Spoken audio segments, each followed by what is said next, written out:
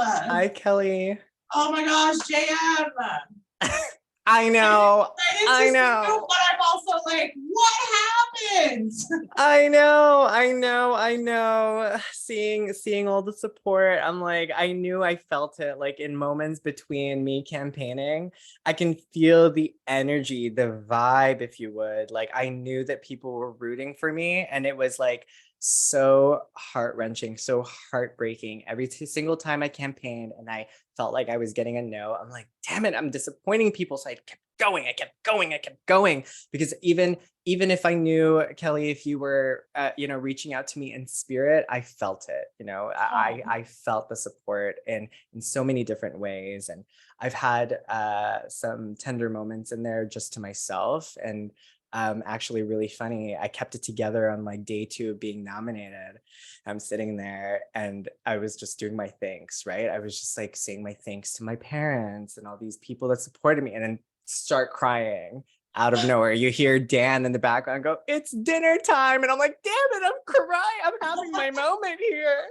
So yeah, I'm quite flattered, really. Like without my head is like this large, if you would. But man, I'm sorry, not sorry, but I had so much fun. So much fun. And you would have won. I literally probably would have won, actually. Like that's the best part of all this is like I showcased the ability to win competitions. Everyone thought I was already playing a really good social game. I did think that I was moving mountains with my words when it came to campaigning. So people listened to me. I think ultimately my demise was that people looked at it as week 1. It shouldn't have even been this way. Like a lot of people didn't agree with the backdoor. But I think sending me home course corrected, right? Like we saw something for the first time in Big Brother history, a backdoor week 1, never heard of before, kind of iconic. Yeah. But everyone voting with the house. I hate that term. Oh, just like, can we never say that term ever again? But voting that way, it course corrected. It like normalized the game for just a tiny bit, right? And it kind of gives everyone a fresh start. I hope my exit galvanized the people that I'm rooting for, and I hope that it strengthened their ability to see what's really happening, in the house. Yeah. So I have been so super curious this whole time because you said to Dan and Zach that if you won HOH, you would have put the guys on the block. And I just want to know, do you think that's some information looking back that you would have maybe not shared, or what do you think? So that was actually coming from a really tender place. That was like in the heat of a moment conversation. I don't know how well they portray Zach and I's relationship, but Zach really did marinate me in the game. Like I genuinely thought that he was a friend when I was talking to him in that moment. He made me feel safe. So to my shock, when that came back at me, I was like, wow, like he really pinned that. And I was really, speaking more theoretically because I was feeling doubt about my relationship with Santina. And where that was all coming from was like, I don't understand why she doesn't trust me, because I would sooner go after the guys than her. And I did catch myself when I said that. I didn't want to, at that point, I didn't want to backtrack because I was hoping that it would just like fly under the radar. Like, I was hoping for him to think like, oh, he's being emotional, all these things, yada, yada, yada. But that was my play on him as well, right? Like I instantly recognized the ego on Zach. And anybody with an ego like that, you just have to play a little submissive, pretend that you are in love with them and like all these things. And it's just, I didn't say those words exactly like I'm in love with you, but I would be like, oh, you have nice curly hair and all these things, Ah, goodness. So who do you think got in Satina's head? Because like, who could have manipulated her brain to put you out a back door? Zach, 100%. Zach, Yeah. 100%. Yeah, he led the pack. I think there was enough people who were threatened by me in general but he really put the nail on that coffin because I had that man scared for his life. I think he knew that I can win this game. He admitted that I could win this game and I had the potential to do that. And I think that when he was weighing the odds of like, can I work with this guy or not? I showed that I can think on my own. I showed that I wasn't afraid to make big moves, however you define that. Um, so I think to him, it was like, I need to get this guy out because he's so dangerous. And I've also identified him as a dangerous player too, right? Like someone who's loyal to the entire house is actually loyal to nobody. And I had I stayed the next week and won HOH, he would have been the first person up on that block. And I would have surprised him. That was gonna be my next question. I was gonna be like, if Santina didn't win HOH and you happened to go for the victory, like, so it would have been Zach up against who? So it would have been actually, if it was week one, if I had won HOH in that moment, like, because I only gathered this information after the fact, but I would have put like Rob and Ty because they were people that I didn't really connect with at all from the very beginning. I didn't really speak game to them. I kind of knew who they were, but like it was hard to even have conversations with them. But I think naturally, when I started picking up on Zach's patterns, I would have backdoored Zach, really, right? Like, don't get me wrong, a backdoor is a backdoor, and for what it is, like it works. But I think that they underestimated the level of shadiness it was when you backdoor your partner who got you to HOH. And I think that even without me running around and saying I felt betrayed and all these things, everyone was already thinking it. Everyone.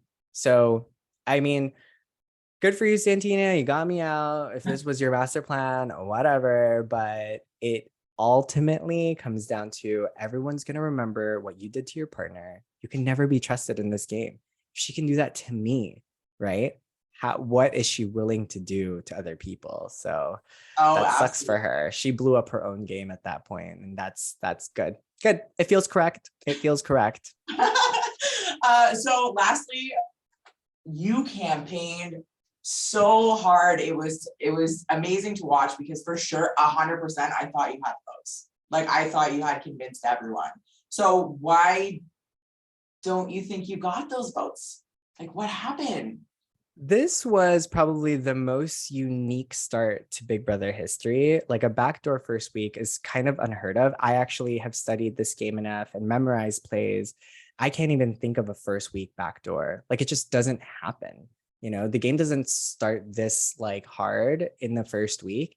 And so when you think about people voting with the house and taking this quote unquote safe route for everyone, it felt like a course correct. Like, you know, like this is trying to flip the house was just too much drama, too much like chaos, right? They already felt really crazy about the back door. Then they were also feeling riled up about the reverse back door as well that I was trying to pull.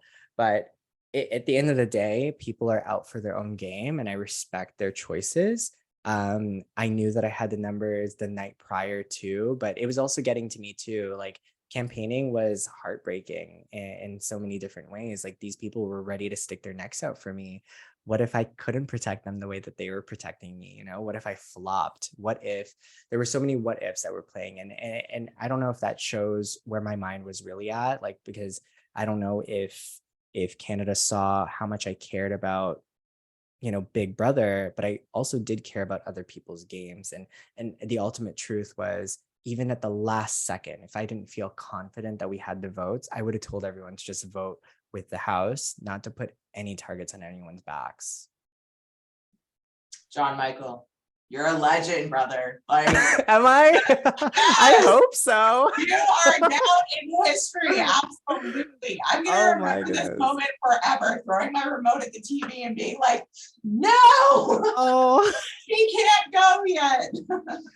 Oh man, I fought that good fight. Like I really gave it my all. Like I convinced myself to vote me to vote my way, really. Like there were some points that I was making and I'm like, how did I even think of this? And my campaign should anyone ever see every single conversation I was having with everybody, it was so different from each person. Like the way that I spoke to Nico was different from Kuzi, was different from Daniel, was different from Ty, was different from Rob. Like all of it was so different. And I even campaigned to my nominees as well.